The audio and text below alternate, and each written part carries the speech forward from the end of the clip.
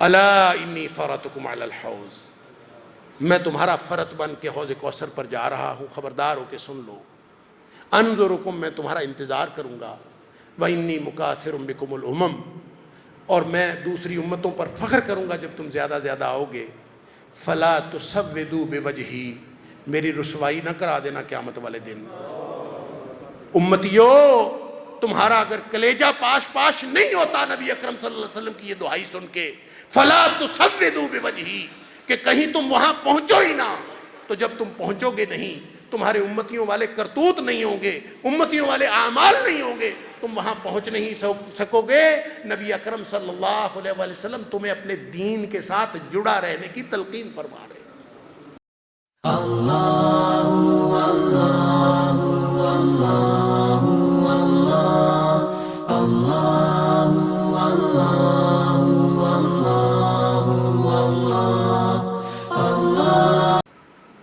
السلام علیکم ورحمۃ اللہ وبرکاتہ۔ الحمد للہ وکفا وسلام علی عبادہ الذین اصطفیٰ۔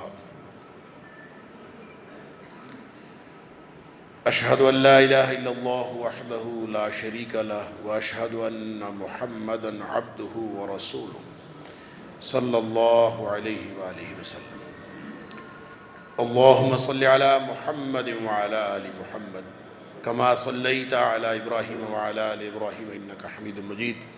اللہم بارک علی محمد وعلی آل محمد کما بارکت علی ابراہیم وعلی آل ابراہیم انکا حمید مجید۔ اما بعد، فاعوذ باللہ السمیع العلیم من الشیطان الرجیم من ہمزہ ونفخہ ونفثہ۔ بسم اللہ الرحمن الرحیم۔ ان الدین عند اللہ الاسلام،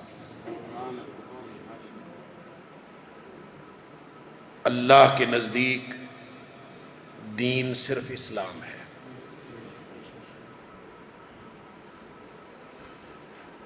اللہ تعالیٰ نے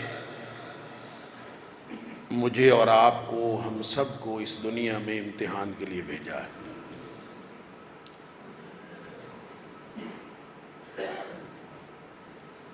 اور یہ امتحان ہمہ جہت بھی ہے، ہمہ گیر بھی ہے، ہر وقت اور ہر لمحے کا امتحان ہے۔ ایک ایک لمحہ یا ہم جنت کے قریب ہو رہے ہیں یا ہم جہنم کے قریب ہو رہے ہیں۔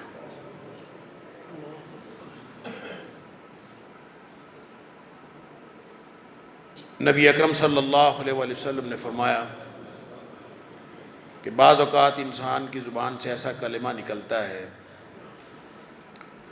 جو اللہ کی ناراضگی کا کلمہ ہوتا ہے۔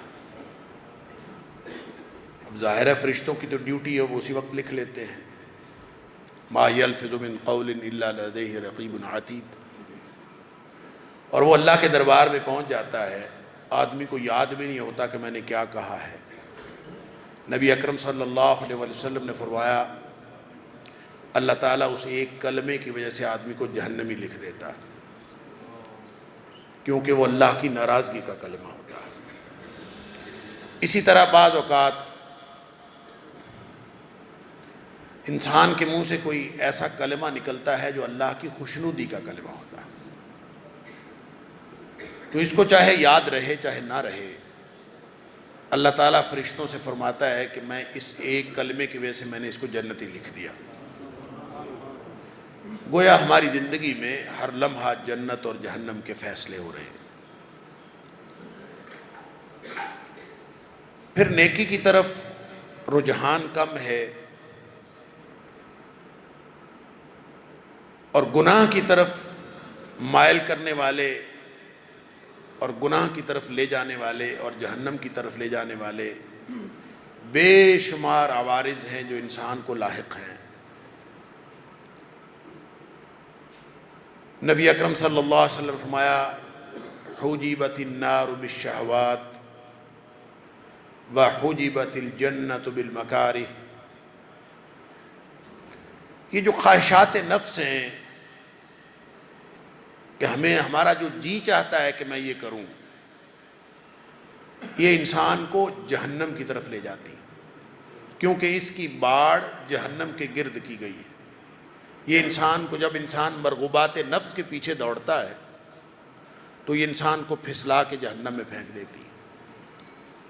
اور وہ چیزیں جو انسان کے دل کو اچھی نہیں لگتی، مکروہات نفس ہیں، ناپسند ہیں، کتنا مشکل لگتا ہے اللہ اور اس کے رسول صلی اللہ علیہ وسلم کی بات پر عمل کرنا، اور کتنا آسان لگتا ہے اپنے دل کی خواہش پر عمل کرنا۔ ہر لمحہ ہم اس کا اندازہ کر سکتے ہیں، اللہ اکبر۔ لیکن جب انسان اپنے نفس پر کنٹرول کر کے، اپنی خواہش پر کنٹرول کر کے اللہ اور اس کے رسول صلی اللہ علیہ وسلم کی بات کو سامنے رکھتا ہے تو فرمایا کہ یہ راستہ جنت کی طرف لے جانے والا راستہ ہے۔ لہٰذا اس ساری مشکل میں، اس امتحان کی مشکل میں، پیدائش سے لے کر موت تک کی جو مشکل ہے، اس مشکلات کے دور میں، اس امتحان کے دور میں کامیابی کے لیے ایک ضابطہ اللہ کریم نے دیا ہے، اور اس کا نام اسلام ہے۔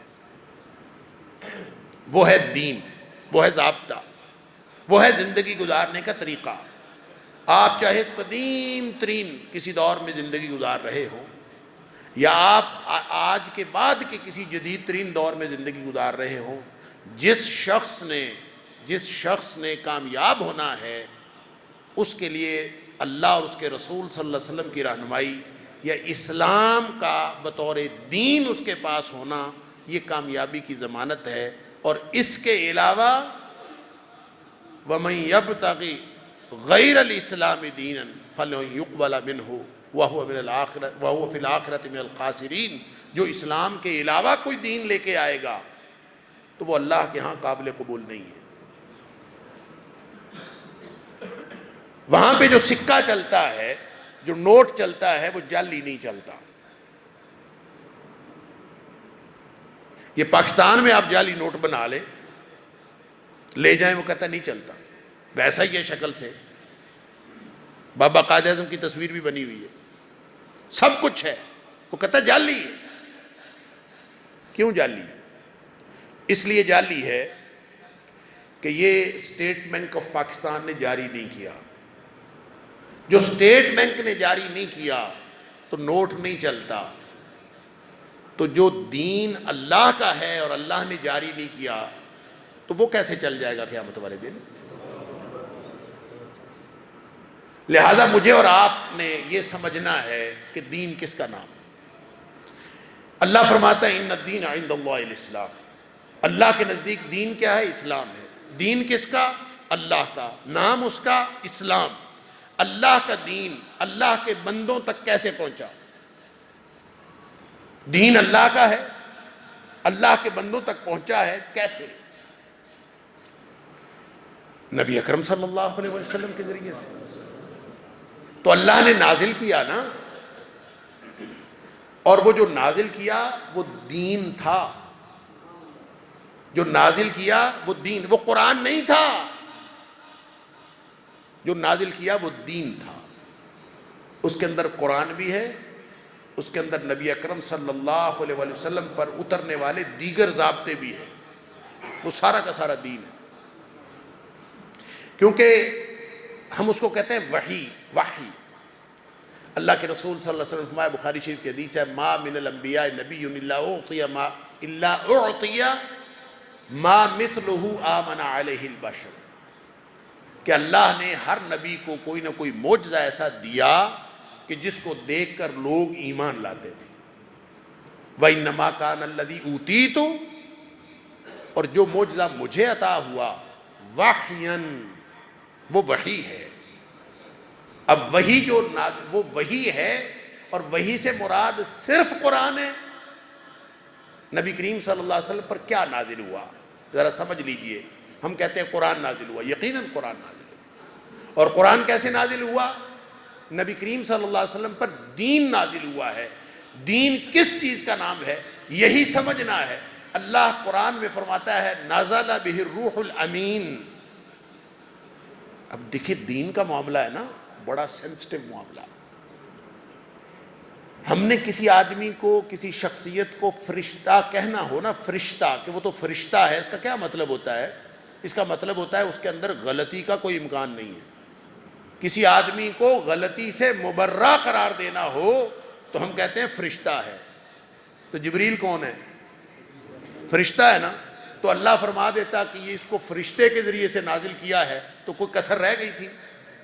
فرشتہ، اور وہ بھی فرشتوں کا سردار، جس کے اور فرشتہ مخلوق ایسی ہے کہ ان کی بناوٹ کے اندر اللہ کی نافرمانی رکھی ہی نہیں گئی، اور وہ کر ہی نہیں سکتے۔ لا یعصون اللہ ما امرہم ویفعلون ما یؤمرون، ان کے اندر یہ صلاحیت ہی نہیں ہے کہ وہ اللہ کی نافرمانی کر سکیں۔ لہذا اللہ فرما دیتا کہ اس کو نازل کیا ہے میں نے جبریل کے ذریعے، فرشتے کے ذریعے، تو بات پوری تھی، لیکن فرمایا روح الامین، میں نے اس کو امانت دار فرشتے کے ذریعے سے نازل کیا۔ کسی کو کوئی غلط فہمی نہ رہ جائے کہ یہ معاملہ دین کا ہے، اور دین اتنا سینسٹیو معاملہ ہے کہ اکیلا فرشتہ کہہ دیا جائے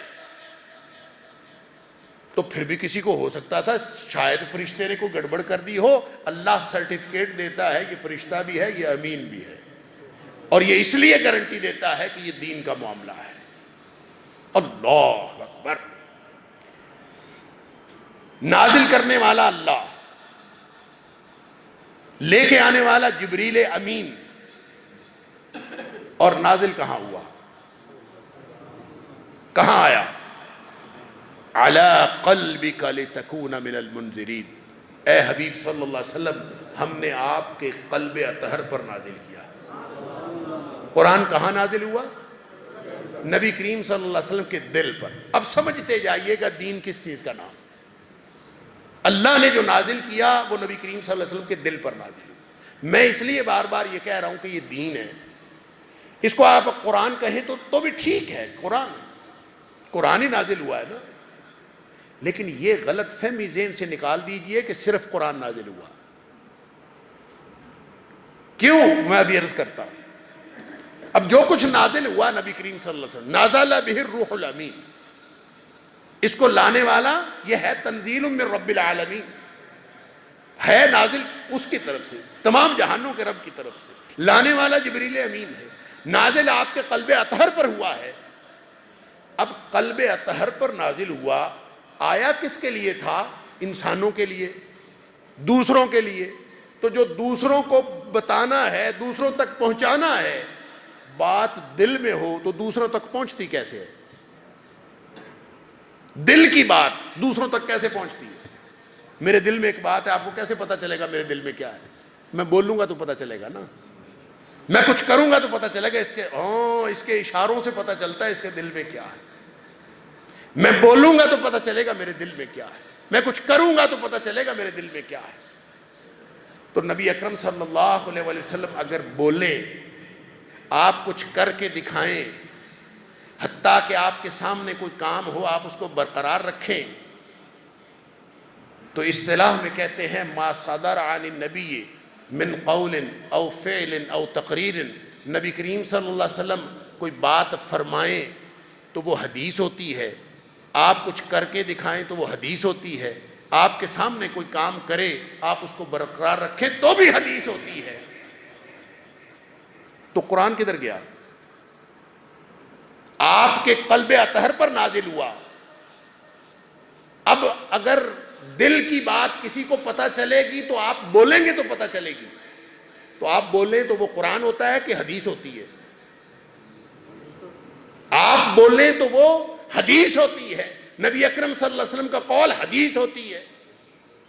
تو پھر قرآن کدھر ہے؟ قرآن کدھر گیا؟ نازل تو وہ ہوا تھا۔ یہ قرآن اس لیے ہوا کہ نبی کریم صلی اللہ علیہ وسلم نے بول کے بتایا کہ یہ قرآن ہے۔ آپ نے فرمایا یہ قرآن ہے۔ پہلی وحی 30ویں پارے میں چلی گئی، آپ نے فرمایا کہ اس کو وہاں رکھو، اس کو وہاں رکھو، ترتیب آپ نے لگوائی، اس آیت کو فلاں آیت کے درمیان میں رکھو، 22 سال 5 مہینے اور 22 دن قرآن نازل ہوتا رہا۔ نبی اکرم صلی اللہ علیہ وسلم اس کی ترتیب بھی لگواتے رہے، قرآن لوگوں کو لکھواتے بھی رہے، بتاتے رہے کہ یہ قرآن ہے۔ قرآن بنا جب نبی کریم صلی اللہ علیہ وسلم نے بول کے بتایا کہ یہ قرآن ہے۔ اگر نبی کریم صلی اللہ، اور ترتیب بھی وہی، یہ جو ہم کہتے ہیں نا ترتیب توقیفی ہے، ایک ترتیب نزولی ہے، ایک ترتیب توقیفی ہے۔ توقیفی کا کیا مطلب ہے؟ توقیفی کا مطلب ہے یہ موقوف ہے، یا جس ترتیب پر اب قرآن موجود ہے یہ کس چیز پر موقوف ہے؟ یہ نبی اکرم صلی اللہ علیہ وسلم کی روایت پر موقوف ہے۔ حتیٰ کہ یہ جو آیات کا تھوڑا بہت اختلاف ہے نا کہ آیات کا نمبر کتنا ہے، پوری قرآن کی آیتیں کتنی ہیں، یہ تو مشہور ہے 6666، یہ غلط ہے۔ 6666 کوئی نمبر نہیں ہے قرآن کا۔ 6234، 6235، 6236، یہ 3 فگر ہیں۔ یا 6235 آیتیں ہیں، یا 234 ہیں، یا 236۔ یہ جو فرق ہے نا یہ بھی نبی اکرم صلی اللہ علیہ وسلم کی حدیث کی وجہ سے ہے کہ کبھی ایک روایت موجود ہے کہ اس آیت کو آپ نے جوڑ کے پڑھا، اور ایک روایت موجود ہے کہ آپ نے اس کو توڑ کے پڑھا، اس سے یہ نمبر کا فرق پڑ گیا کہ 34 ہے کہ 35 ہے کہ 36۔ اس کا تعلق بھی نبی پاک صلی اللہ علیہ وسلم کے فرمان کے ساتھ۔ اللہ اکبر۔ لہذا نبی کریم صلی اللہ علیہ وسلم کی حدیث اور اللہ کا قرآن، اس میں جو تقدیم اور تاخیر کا فرق کرتا ہے نا اس کے فہم میں فرق ہے۔ جو اولیت اور ثانویت کی بحث چھیڑتا ہے کہ پہلے قرآن ہے بعد میں حدیث ہے، میں قرآن کو مانتا ہوں حدیث کو نہیں مانتا، او بھائی دین اور وحی یہ قرآن اور حدیث دونوں کا نام ہے،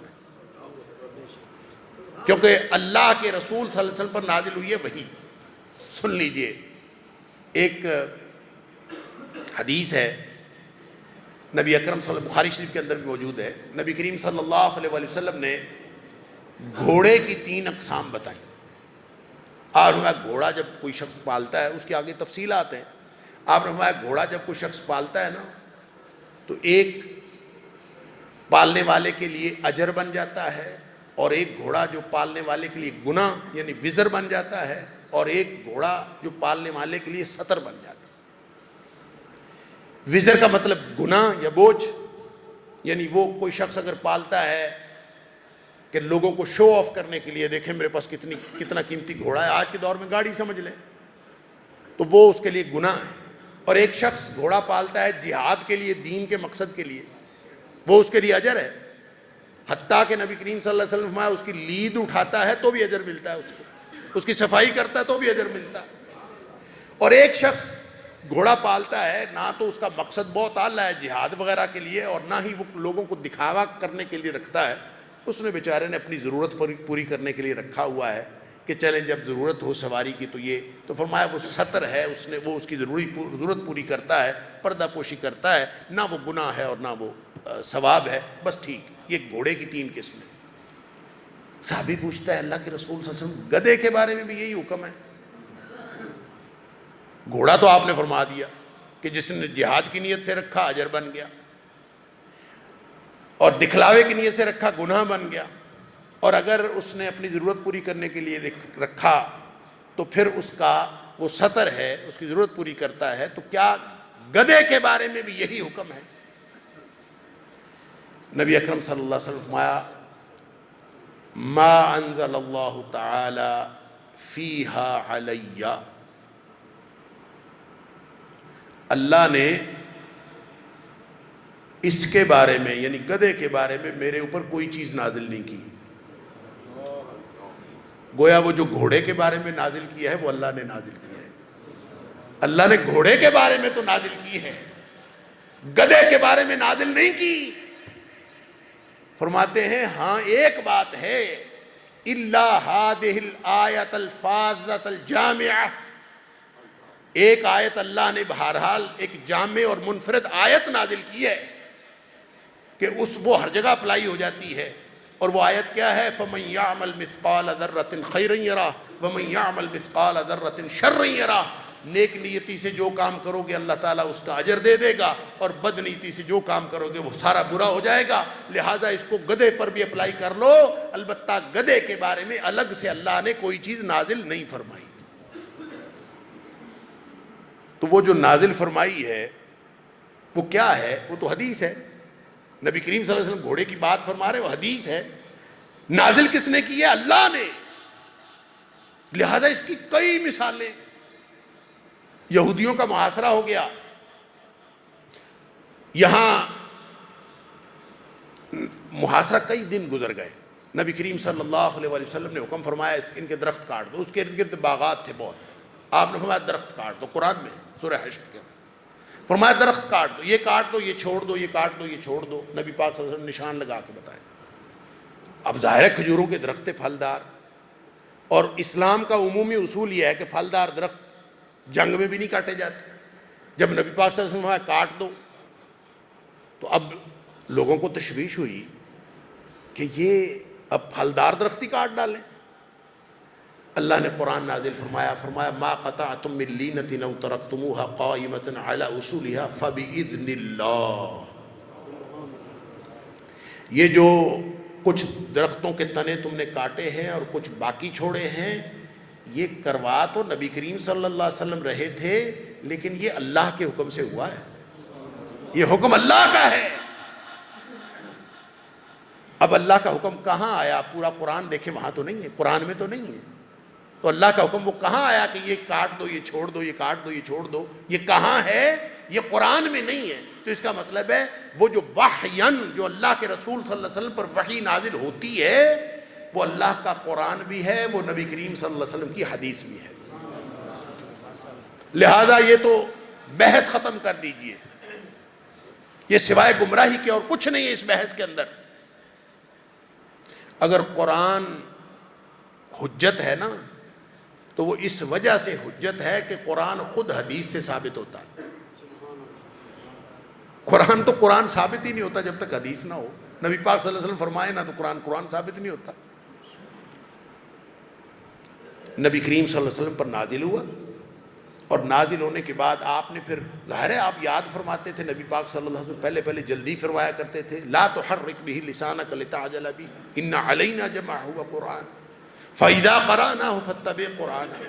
نبی کریم صلی اللہ علیہ وسلم جلدی کرتے تھے کہ میں یاد کر لوں۔ اللہ نے فرمایا جلدی کرنے کی ضرورت نہیں ہے، جس نے نازل کیا ہے وہ آپ کو پکا یاد بھی کروائے گا، لہٰذا آپ آرام سے سناتے رہیے۔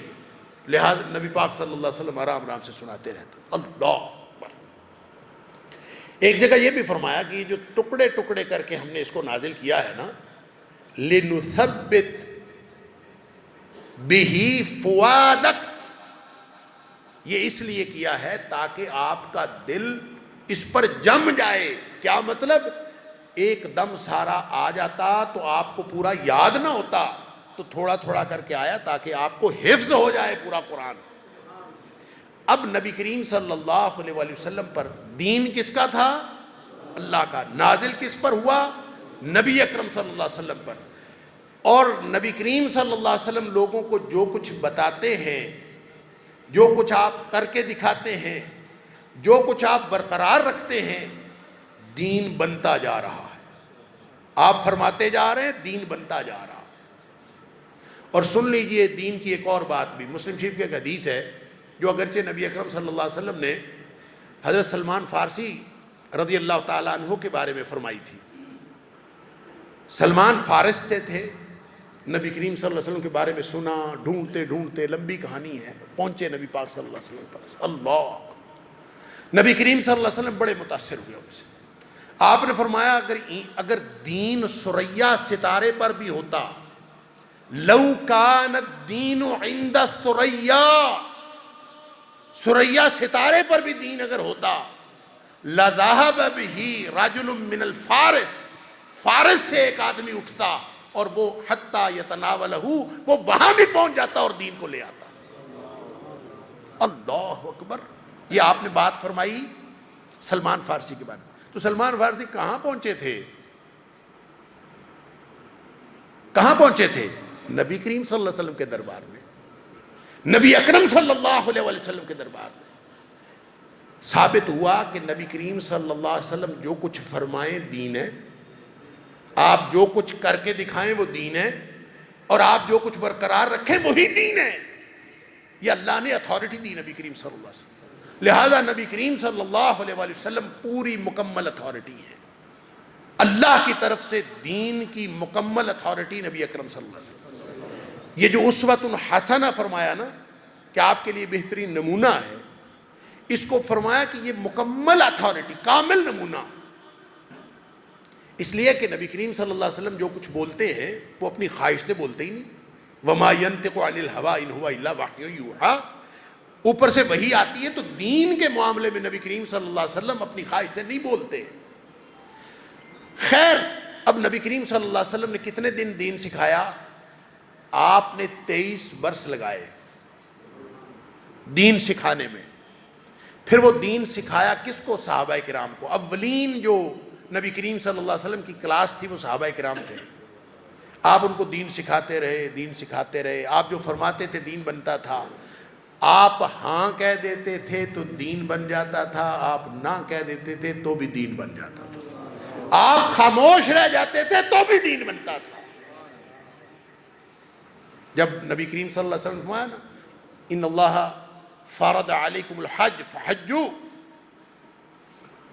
کہ لوگوں اللہ نے تمہارے اوپر حج فرض کیا، حج کیا کرو، تو ایک صحابی پوچھتا ہے افی کل عام یا رسول اللہ صلی اللہ علیہ وسلم، کیا ہر سال حج کرنا ہے؟ آپ خاموش رہے۔ تھوڑی دیر بعد پھر پوچھتا ہے افی کل عام یا رسول اللہ صلی اللہ علیہ وسلم، کیا ہر سال؟ آپ پھر خاموش رہے۔ تیسری دفعہ پھر پوچھتا ہے، آپ پھر خاموش رہے۔ کچھ دیر بعد آپ نے فرمایا لو قلت نعم، اگر میری زبان سے ہاں نکل جاتی نا، لوجبت، تو حج ہر سال فرض ہو جاتا، پھر تم مصیبت میں پڑ جاتے۔ اللہ اکبر! آپ کی زبان اقدس سے ہاں نکل جائے تو دین ہے، آپ کی زبان اقدس سے نہ نکل جائے تو دین ہے۔ اللہ اکبر! اب دین صرف وہ ہے جس کے ساتھ حوالہ نبی اکرم صلی اللہ علیہ وسلم کا آئے گا۔ یہاں تک بات سمجھ آ گئی؟ کوئی اور اگر کہے، کیونکہ دین کی اتھارٹی اللہ نے بنایا نبی اکرم صلی اللہ علیہ وسلم۔ اچھا، ایک اور واقعہ سن لیجئے، بخاری شریف کے اندر بھی اور دیگر صحیح احادیث میں ایک حدیث ہے، جب جبریل علیہ السلام انسانی شکل میں آئے تھے، اور وہ لمبی حدیث ہے جس کا خلاصہ یہ ہے کہ صحابہ کرام بیٹھے ہوئے تھے نبی کریم صلی اللہ علیہ وسلم کے پاس، کہ ایک شخص آیا، انتہائی سفید کپڑے، انتہائی سیاہ بال، یعنی بالکل تیار شیار ہوا، لا یرا علیہ اثر السفر ولا یعرفہ منا احد، کہ وہ آدمی ایسا تھا کہ اس کے اوپر کوئی سفر کے آثار نہیں تھے، اس سے لگتا تھا کہیں قریب سے آیا ہے، یعنی بالکل تیار شیار ہو کے بھی نکلا، اور چٹے کپڑے اور کالے بال اور یوں نکلا ہے۔ لا یرا علیہ اثر السفر، کوئی سفر کے نشان نہیں تھے، تو لیکن اگر قریب سے آتا تو ہم میں سے کوئی جانتا ہوتا نا اس کو، ولا یعرفہ منا احد، ہم میں سے کوئی جانتا بھی نہیں تھا۔ آ کے بیٹھ گیا نبی کریم صلی اللہ علیہ وسلم کے پاس، اور گھٹنے سے گھٹنا ملایا اور سوال کرنا شروع کر دیا، اخبرنی عن الاسلام، اخبرنی عن الایمان، اخبرنی عن الاحسان، اخبرنی عن الساعہ، اخبرنی عن اشراطیہ۔ سوال کیے اس نے 4 سوال نبی کریم صلی اللہ علیہ وسلم سے، یا 5 کہہ لیجیے۔ جب وہ سوال کرتا تھا تو نبی کریم صلی اللہ علیہ وآلہ وسلم اس کو جواب دیتے تھے، اور جواب سننے کے بعد وہ کہتا تھا صدقتا، آپ نے ٹھیک کہا ہے۔ صحابہ کہتے ہیں ہم حیران کہ کیسا آدمی ہے، یسألہ و یصدقہ، اگر اس کو پتہ نہیں کسی بات کا تو تصدیق کیسے کرتا ہے؟ تو اگر اس کو پتہ ہے تو پھر پوچھتا کیوں ہے؟ یہ پوچھتا بھی ہے اور تصدیق بھی کرتا ہے، کمال ہے۔ پھر پوچھتا ہے اخبرنی عن الاسلام، اخبرنی عن الایمان، بار بار پوچھتا ہے، ہر دفعہ کہتا ہے صدقتا، آپ نے ٹھیک کہا۔ حیران، حیرتوں کی داستان ساری کی ساری۔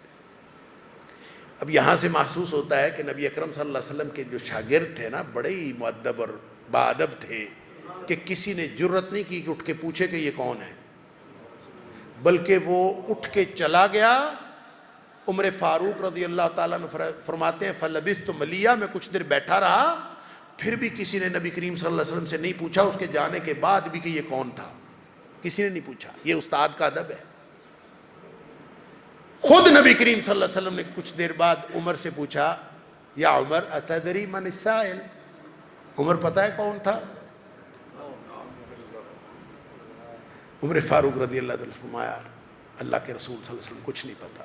اب سب حیران تھے، حیرتوں کی انتہا تھی، سوال نہیں کیا نبی کریم صلی اللہ علیہ وسلم۔ اللہ کرے کہ ہمیں بھی تعلیم و تعلم کے آداب آ جائیں، نبی اکرم صلی اللہ علیہ وسلم سے ہم کچھ سیکھ لیں۔ بہرحال نبی کریم صلی اللہ علیہ وسلم فرمایا یہ جبریل تھے، اتاکم لیعلمکم دینکم، یہ جبریل تھے، یہ تمہیں تمہارا دین سکھانے آئے تھے۔ کیا پتہ چلا؟ جبریل دین سکھانے آئے تھے تو سادہ سا طریقہ تھا، یہ صحابہ کو حیرت میں گم کرنے کی ضرورت ہی نہیں تھی۔ نبی کریم صلی اللہ علیہ وسلم جو ہی وہ آئے تھے جبریل علیہ السلام، نبی کریم صلی اللہ علیہ وسلم تعارف کرواتے کہ یہ جبریل علیہ السلام ہیں، انسانی شکل میں آئے ہیں، تمہیں تمہارا دین سکھانا چاہتے ہیں، چلو بھی جبریل دین سکھاؤ۔ جبریل علیہ السلام تقریر کرتے، تقریر کر کے دین سکھا کے چلے جاتے۔ ہوتا تو ایسے ہی ہے نا، اب میں آیا ہوں، آپ نے مجھے ڈا دیا نا کہ چلو تعارف کروایا کہ یہ جی فلانا ہے، معاد لکھوی ہے، چلو جی معاد لکھوی کرو بات، تو طریقہ تو یہ ہے۔ تو وہ حیرتوں میں مبتلا کرنے کی وجہ کیا تھی؟ نبی کریم صلی اللہ علیہ وسلم کی کوئی بات حکمت سے خالی نہیں ہو سکتی، تو یہ بجھارتوں کی کیا ضرورت تھی؟ سن لیجئے جو ضرورت تھی، اللہ کرے مجھے اور آپ کو، ہم سب کو سمجھ آ جائے۔ اگر جبریل تقریر کر کے چلے جاتے تو وہ دین نہ بنتا۔ دین بنتا اس وقت ہے جب نبی کریم صلی اللہ علیہ وسلم کی زبان سے نکلتا ہے۔ آپ کی زبان اقدس سے نکلے بغیر دین نہیں بنتا، جبریل کے کہنے سے بھی دین نہیں بنتا۔ اتھارٹی جبریل نہیں ہے، اتھارٹی نبی اکرم صلی اللہ علیہ وسلم ہے۔ لہذا جبریل تقریر کر کے چلا جاتا تو وہ دین نہ بنتا۔ اس نے چونکہ دین سکھانا تھا، لہذا اس نے نبی اکرم صلی اللہ علیہ وسلم کی زبان اقدس سے کہلوانا تھا، اس لیے یہ سوال و جواب ضروری تھا۔ اگر پہلے بتا دیا جاتا تو صحابہ کرام کے نزدیک اس سوال و جواب کی اہمیت ختم ہو جاتی، لہذا پہلے نہیں بتایا، بعد میں بتایا، پوری توجہ رہی، اور دین بنا اس وقت جب نبی اکرم صلی اللہ علیہ وسلم نے زبان اقدس سے فرمایا اور جبریل نے تصدیق کی، صدقتا کہ آپ نے ٹھیک کہا ہے۔ پتہ جبریل کو بھی تھا، پتہ نبی اکرم صلی اللہ علیہ وسلم کو بھی تھا، صرف نبی کریم صلی اللہ علیہ وسلم کی زبان اقدس سے نکلوا کر ہمیں سمجھایا ہے کہ بے وقوفوں اور اہم کو کس کو دین سمجھتے ہو، دین وہ ہوتا ہے جو نبی اکرم صلی اللہ علیہ وسلم کی زبان اقدس سے نکلے۔ جبریل کے کہنے سے دین نہیں بنتا، میرے پنڈ کے مولوی کے کہنے سے دین بن جاتا۔ جو مرضی اٹھ کے دین کی بات کرتا ہے، ہر ایرا غیرہ اٹھ کے دین کی بات کرتا ہے۔ سن لیجئے، جس پر مدینے والے کی مہر نہیں ہے وہ دین نہیں ہے۔ نقلی اور جعلی نوٹ اللہ کے ہاں نہیں چلتے۔ یہاں تم جتنے مرضی نوٹ خود بناؤ، اسٹیٹ بینک آف پاکستان سے جاری شدہ نوٹ چلتا ہے، جعلی نوٹ نہیں چلتا۔ اللہ کے دربار میں دین سچا اور کھرا اور اصلی دین ہے ہی وہ، ان الدین عند اللہ الاسلام، دین اللہ کا لانے والے جبریل امین اور بتانے والے نبی اکرم صلی اللہ علیہ وسلم، یہ دین ہے، اس کے علاوہ کچھ نہیں ہے۔ پھر وہ دین نبی کریم صلی اللہ علیہ وسلم پتہ کس کو دے کے گئے؟ اب کتنا سینسٹیو معاملہ تھا کہ اللہ نے جبریل کا نام لیتے ہوئے بھی امین فرمایا، پھر نبی اکرم صلی اللہ علیہ وسلم جنہوں نے سنبھالا اور آگے پہنچایا صادق اور امین، تو دے کے جس کو گئے وہ صادق اور امین نہیں تھے جن کو دے کے گئے۔ دین کا معاملہ ہے، اگر صحابہ میں نعوذ باللہ من ذالک کھوٹ ہوتی تو اللہ کے رسول صلی اللہ علیہ وسلم ان کو دین دے کے نہ جاتے۔ آپ نے پوچھا خطبہ حجۃ الوداع کے موقع پر، حل بلغتکم، بتاؤ میں نے پہنچا دیا؟ اللہ اکبر. صحابہ کرام نے بیک زبان ہو کے کہا قد بلغت وادیت ونصحت. آپ نے پہنچا دیا، آپ نے خیر خائی کا حق ادا کر دیا. اللہ. پھر نبی کریم صلی اللہ علیہ وسلم نے اللہ کو گواہ بنایا. اللہم اشہد اللہم اشہد. آپ انگلی کا اشارہ فرماتے تھے آسمان کی طرف اور ساتھ دیکھتے تھے کہ اللہ گواہ ہو جا، میں نے پہنچا دیا ہے. تیرا دین جو تو نے میرے ذمے لگایا تھا میں نے صحابہ کرام کو دے دیا ہے. اور پھر فرمایا فَلْيُبَلِّغِ الشَّاهِدُ الْغَائِبَ. اب یہ دین آگے ہر اس شخص تک پہنچانا تمہاری ذمہ داری ہے. جو یہاں موجود ہیں ان کی ذمہ داری ہے کہ وہ ہر اس شخص تک ہی میرا دین پہنچا دے جو یہاں موجود نہیں ہے.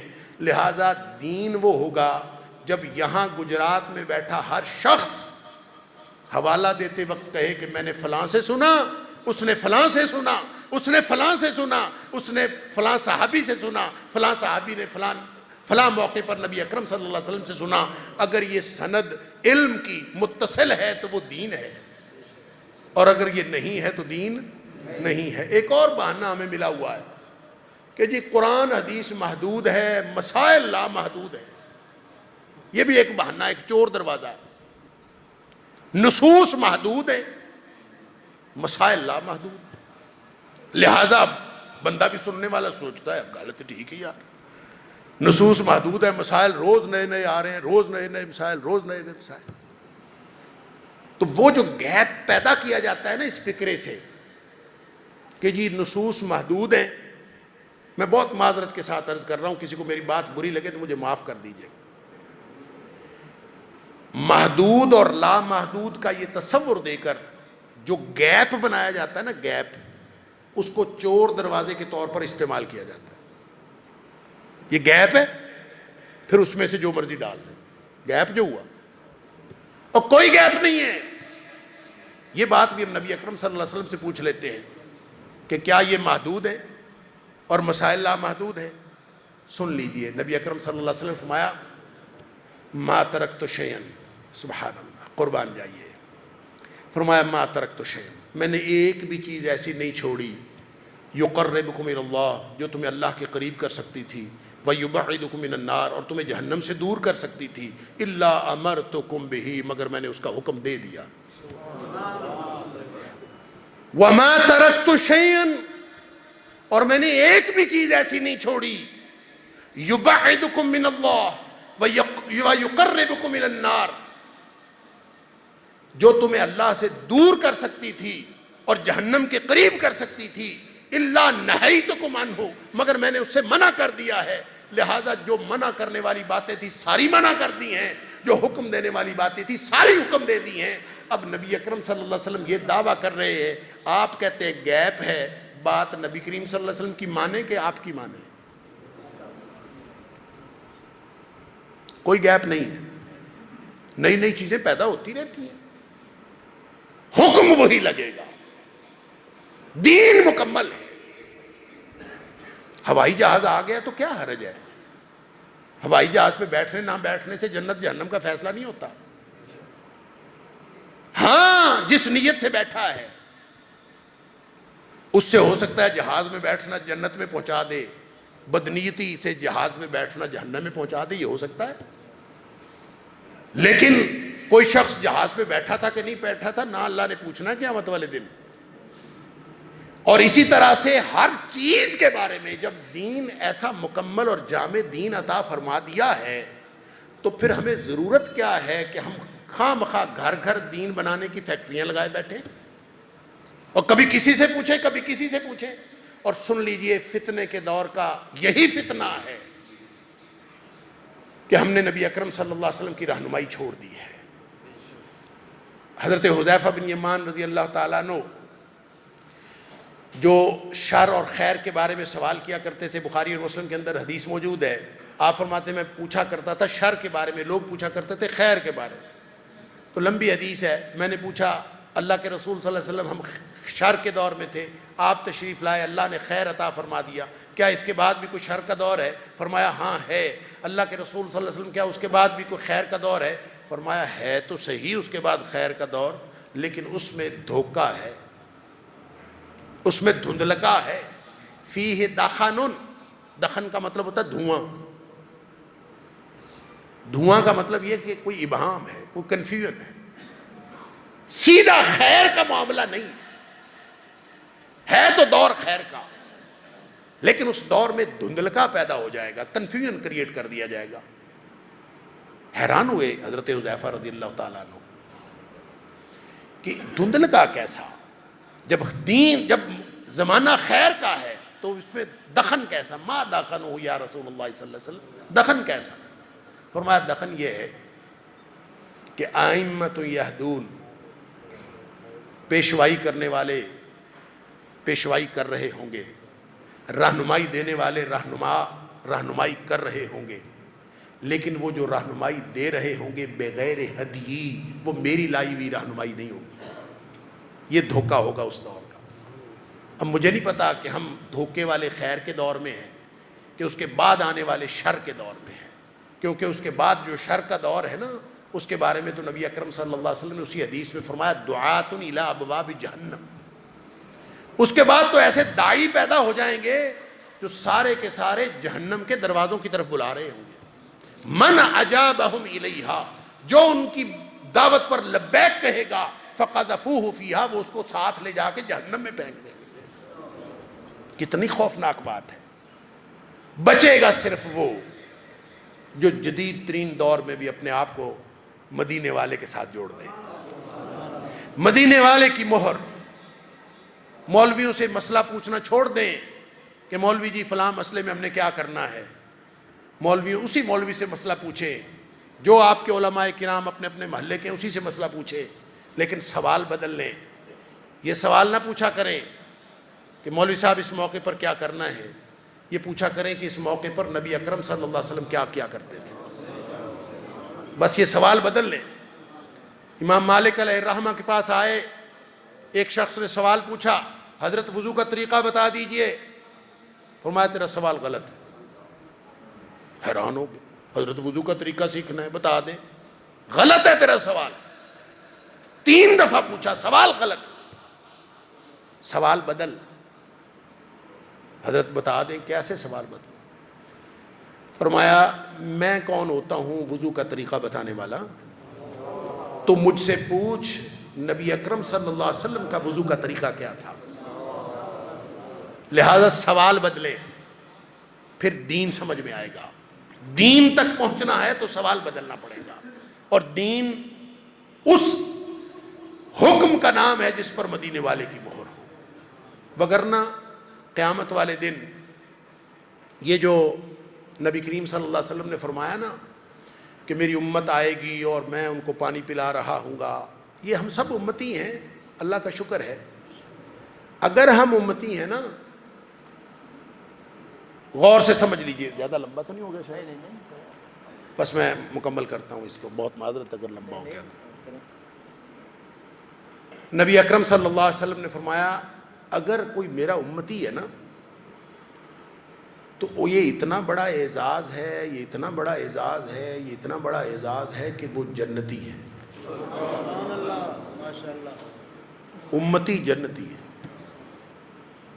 کل امتی یدخلون الجنہ، میرا ہر امتی جنت میں جائے گا۔ یہ کوئی چھوٹا اعزاز؟ نبی اکرم صلی اللہ علیہ وسلم کو امتی ہونا۔ لیکن سوال یہ ہے کہ کیا ہم امتی ہیں؟ امت کی ڈیفینیشن پہ پورے اترتے؟ دعوے سے نہیں، عمل سے۔ الا من ابا، فرمایا وہ نہیں جائے گا جنت میں، ساری امت میری جنت میں جائے گی، صرف وہ نہیں جائے گا جس نے خود انکار کر دیا، بھئی میں نے کوئی نہیں جانا۔ اب کس سے انکار کیا؟ یہاں پہ من ابا ہے، جنت میں جانے سے انکار کر دیا یا امتی ہونے سے انکار کر دیا، بات ایک ہی ہے، کیونکہ امتی ہے تو جنتی ہے۔ امتی ہونے سے انکار کر دے تو پھر بھی جنت گئی، جنت میں جانے سے انکار کر دے، ایک ہی بات۔ صحابہ حیران ہو گئے، بھلا کون ہے بندہ جو انکار کرے میں نے جنت میں کوئی نہیں جانا، یا انکار کرے کہ میں امتی نہیں ہوں۔ سبحان اللہ. یعنی ہم میں سے جس کو مرضی پوچھ لیں امتی ہیں؟ ہاں ہیں. کون انکار کرتا؟ یہ سوال ہمارا بھی ہے نا کہ اللہ کے رسول صلی اللہ علیہ وسلم بھلا کون انکار کرتا ہے؟ ہر شخص امتی ہے. امتی ہونے سے بھی بھلا کوئی انکار کرتا ہے؟ فرمایا یہ دعویٰ ثبوت مانگتا ہے.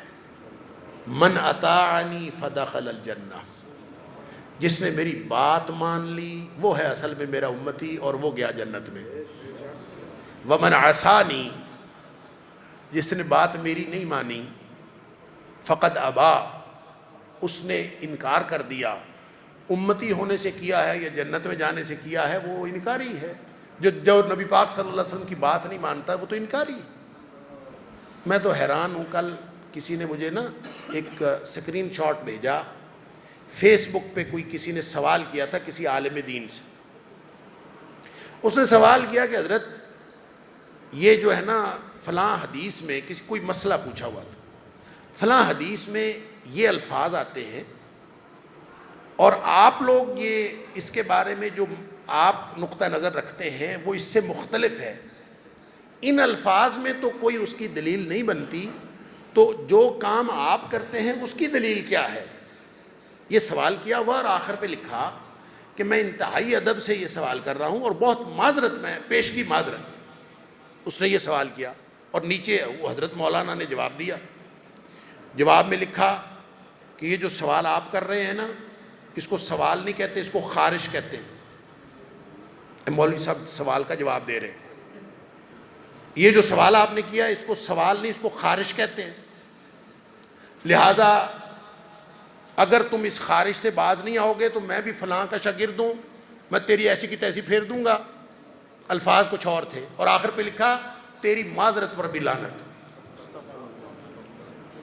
بھئی نبی پاک صلی اللہ علیہ وسلم کی حدیث سن کے اتنی تکلیف کیا ہے؟ اس نے حدیث ہی تو پوچھی ہے، اس نے حدیث سنائی.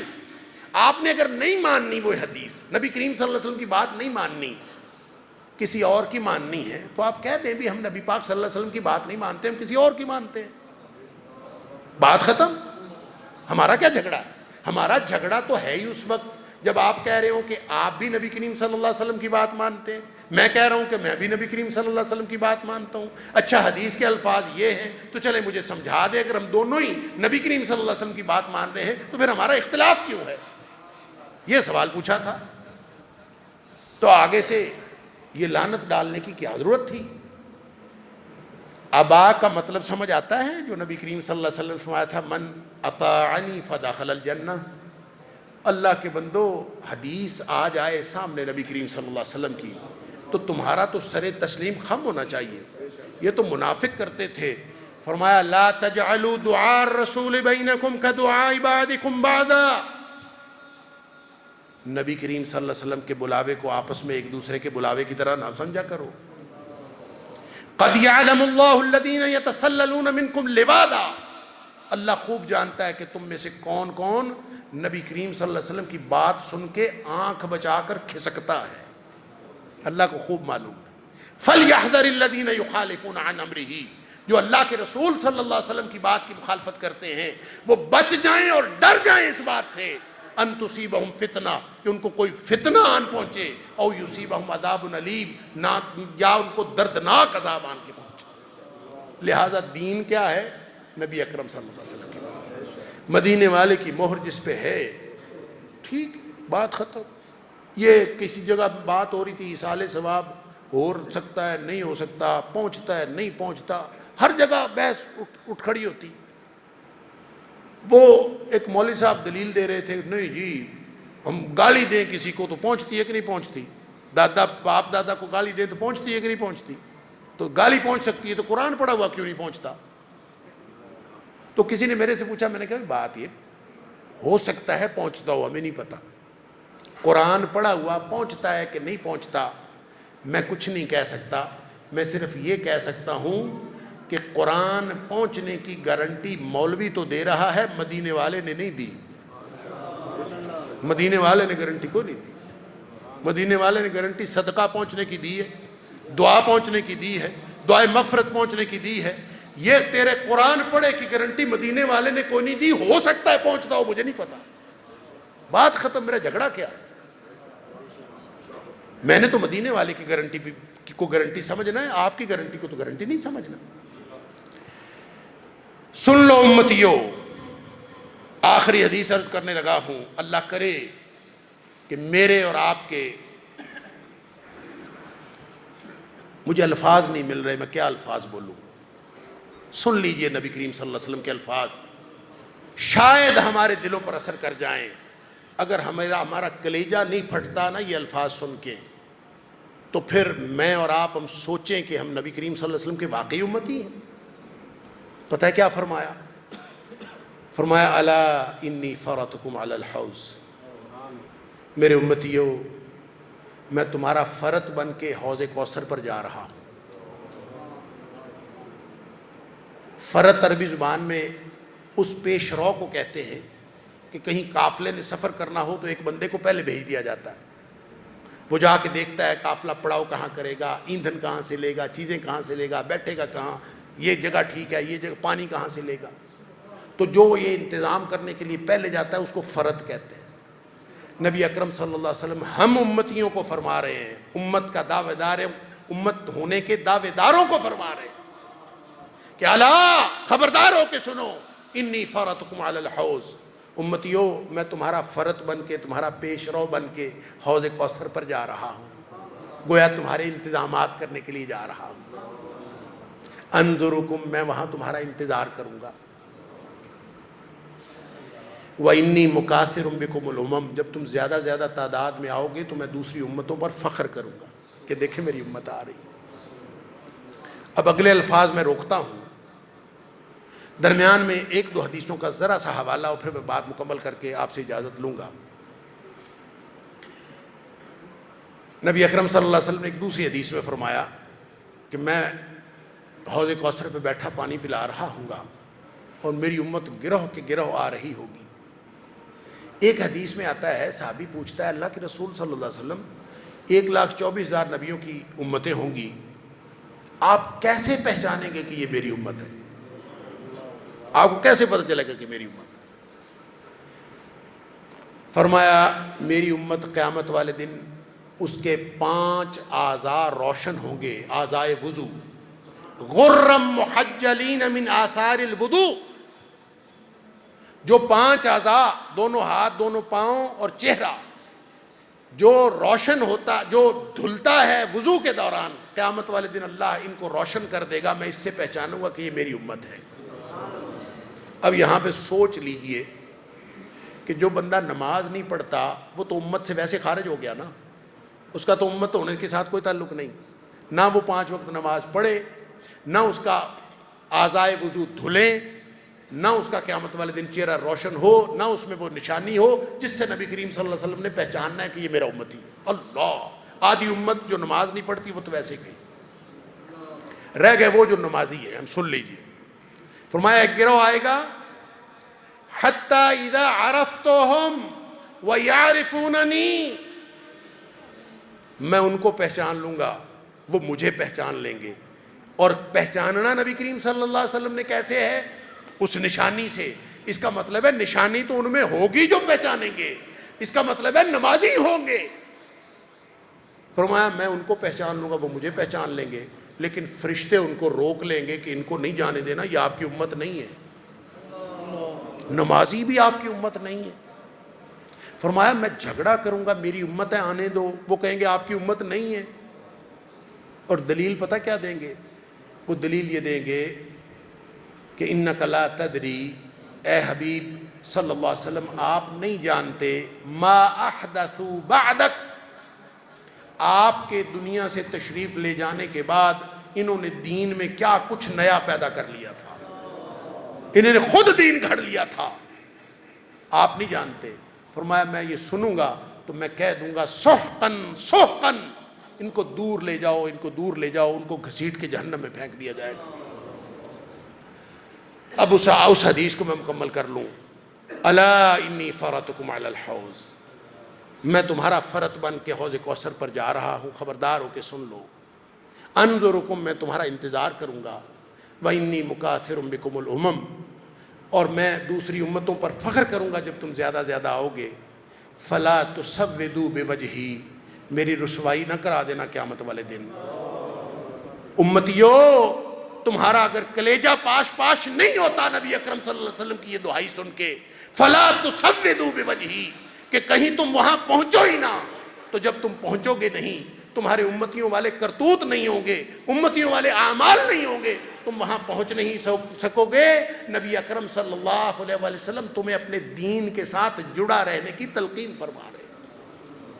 اللہ تعالیٰ مجھے اور آپ کو ہم سب کو سچا امتی بنائے اور خالص دین کے ساتھ جڑنے کی توفیق عطا فرمائے۔ وآخر دعوانا الحمدللہ رب العالمین۔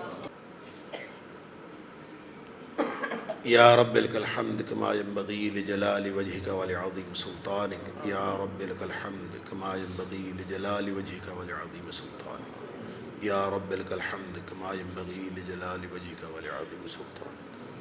اللہم صل علی محمد وعلی آل محمد کما صلیت علی ابراہیم وعلی آل ابراہیم انکا حمید مجید۔ اللہم بارک علی محمد وعلی آل محمد کما بارکت علی ابراہیم وعلی آل ابراہیم انکا حمید مجید۔ ربنا آتنا فی الدنیا حسنة وفی الآخرة حسنة وقنا عذاب النار۔ ربنا آتنا فی الدنیا حسنة وفی الآخرة حسنة وقنا عذاب النار۔ اللہم احسن عاقبتنا فی الامور کلہا واجرنا من خزی الدنیا وعذاب الآخرہ۔ اللہم اجرنا من خزی الدنیا وعذاب الآخرہ۔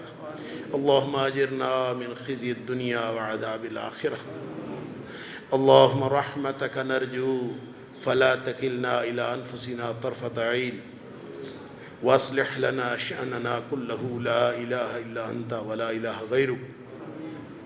اللہم اصلح لنا دیننا، اللہم اصلح لنا دیننا الذی هو عصمت امرنا، واصلح لنا دنیانا التي فيها معاشنا، واصلح لنا آخرتنا التي فيها معادنا، واجعل الحیاة زیادة لنا في كل خیر، واجعل الموت راحة لنا من كل شر۔ اللہم طہر قلوبنا من النفاق، واعمالنا من الرياء، والسنتنا من الكذب، وعيننا من الخيانة، فإنك تعلم خائنة الأعين وما تخفي الصدور۔ اللهم ألهمنا رشدنا وأعذنا من شرور أنفسنا، اللهم اجعل سريرتنا خيرا من علانيتنا، واجعل علانيتنا صالحا۔ اللهم اقسم لنا من خشيتك ما تحول بيننا وبين معاصيك، ومن طاعتك ما تبلغنا به جنتك، ومن اليقين ما تهون به علينا مصائب الدنيا، ومتعنا بأسماعنا وأبصارنا وقواتنا ما أحييتنا، واجعله الوارث منا، اللهم اجعله الوارث منا، اللهم اجعله الوارث منا، اللهم اجعل ثارنا على من ظلمنا وانصرنا على من عادانا، اللهم لا تجعل مصيبتنا في ديننا، ولا تجعل الدنيا أكبر همنا ولا مبلغ علمنا ولا غاية رغبتنا، اللهم لا تسلط علينا من لا يرحمنا ولا يخافك فينا، يا حي يا قيوم برحمتك نستغيث، اللهم اشف مرضانا ومرضى المسلمين، اللهم اشف مرضانا ومرضى المسلمين، اذهب الباس رب الناس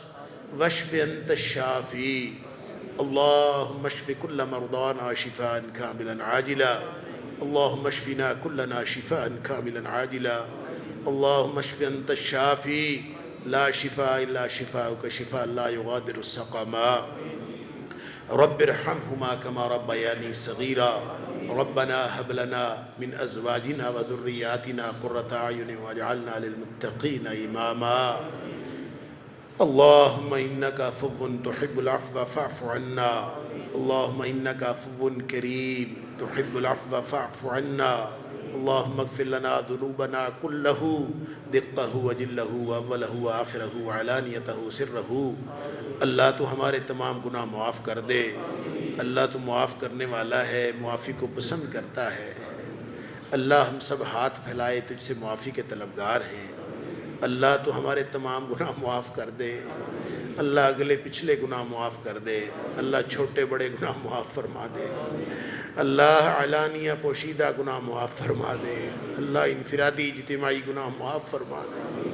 اللہ ہمارے اہل خانہ کو معاف فرما دے، ہمارے گھر والوں کو معاف فرما دے، اللہ ہمارے رشتہ داروں کو معاف فرما دے، ہمارے دوست احباب کو معاف فرما دے، اللہ ہمارے آباء و اجداد کی مغفرت فرما دے، اللہ تمام مرحومین کی مغفرت فرما دے، اللہ ہماری بقیہ زندگی اپنی رضا اور اپنی پسند کے مطابق بنا لے، اللہ ہمیں اور ہماری اولادوں کو، ہماری قیامت تک آنے والی نسلوں کو اپنے دین کا سچا خادم بنا دے، اللہ ہماری اگلی پچھلی نسلوں کو جنتی لکھ دے، اللہ ہماری نسلوں میں سے کوئی جہنمی پیدا نہ فرمانا، اللہ ہماری اگلی پچھلی نسلوں کو جنتی لکھ دے، اللہ جتنے بھی بے اولاد ہیں ان کو نیک اولاد نرینہ عطا فرما، اللہ جتنے بھی صاحب اولاد ہیں ان کو اولاد کی طرف سے ہر قسم کی پریشانی دور فرما، اللہ ہماری اولادوں کی حفاظت فرما، اللہ ہماری اولادوں کی اصلاح فرما دے، اللہ ہماری اولادوں کو ہمارے آنکھوں کی ٹھنڈک بنا دے،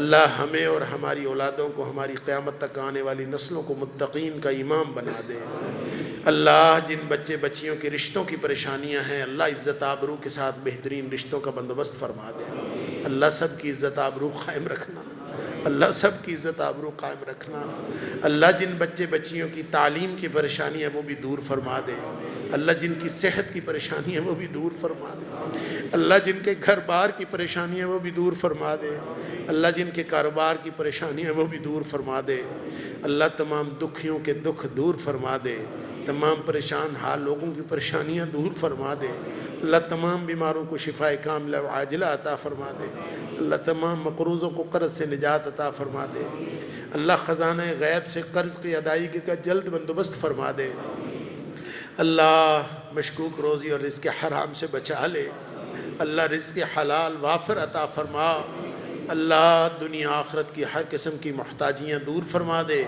اللہ دنیا آخرت کی ہر طرح کی خوشحالیاں عطا فرما دے، اللہ دنیا آخرت کی ہر طرح کی رسوائیوں سے بچا لے، اللہ دنیا آخرت کی ہر طرح کی عزتیں عطا فرما، اللہ پوری دنیا میں مظلوم مسلمانوں کی مدد فرما، اللہ بلاد اسلامیہ کی حفاظت فرما، اللہ ملک پاکستان کی حفاظت فرما، اللہ اسلام اور مسلمانوں کے دشمنوں کو نیست و نابود فرما، اللہ ہم سب کو ایک ملت بننے کی توفیق عطا فرما، اللہ ہم سب کو سچا امتی بننے کی توفیق عطا فرما، اللہ ہم سب کو سچا امتی بننے کی توفیق عطا فرما، اللہ ہماری دنیا بھی بہترین کر دے، اللہ ہماری آخرت بھی بہترین کر دے، اللہ ہم سب کو جنت الفردوس کے اندر اکٹھا فرما دے، اللہ ہم سب کو جنت الفردوس کے اندر اپنے حبیب صلی اللہ علیہ وآلہ وسلم کا ساتھ نصیب فرما دے، اللہم وفقنا لما تحب وترضى، اللہم وفقنا لما تحب وترضى، اللہم وفقنا لما تحب وترضى، ربنا تقبل منا انك انت السميع العليم وتب علينا انك انت التواب الرحيم، وصلى الله تعالى على خير خلقه محمد وآله وصحبه اجمعين، آمين آمين برحمتك.